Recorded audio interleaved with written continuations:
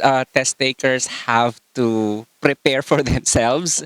So we offer review for them. That's a training for those who are taking the IELTS exam prior of taking the IELTS examination. Therefore, we can help them achieve their required band score. May that be a low band score, a high one, or whichever target score that they need.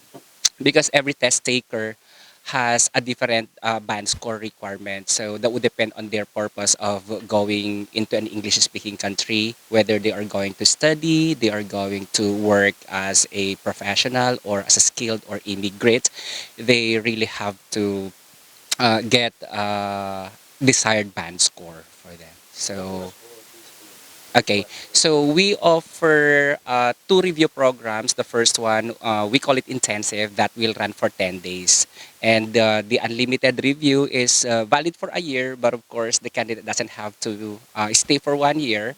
It means that as long as they are not yet ready to take the examination, they can just attend the review until such time that we have already assessed them that they are prepared enough to take the test. So that's it. And the schedule is from Monday to Friday. That's 9 a.m. to 12 noon. It's for face-to-face review. Although we also offer online review, and that's going to be at night. Normally, that's 7 p.m. to 10 p.m. We For the first 5 sessions, that's during the lecture sessions, it's done in a group. But for face-to-face, it's only a maximum of 15 students. For online, there's no limit since it's online. It's going to be via Zoom. And after they complete the lecture sessions, that's for the first 5 sessions, they are going to have the one-on-one coaching. So it's one-on-one actually. Okay, the 10 days or the intensive review, it's 4,800 and 6,800 for the unlimited review, inclusive the workbook. Uh, so it's free review materials already. For the IELTS examination, for the regular one, it's 12,350 pesos. We can assist them for the registration. Actually, they can always file through us and we'll be the one to process the registration. All they have to do is to come and sit for the test. So they don't have to do anything anymore. After the test, they just have to wait for 3 to 5 days for the results. Yeah, if they want to take the examination, but as I have said, there's no such passing or failing score in the IELTS. That would depend on their purpose. So say for example, they are bound for Canada for to study.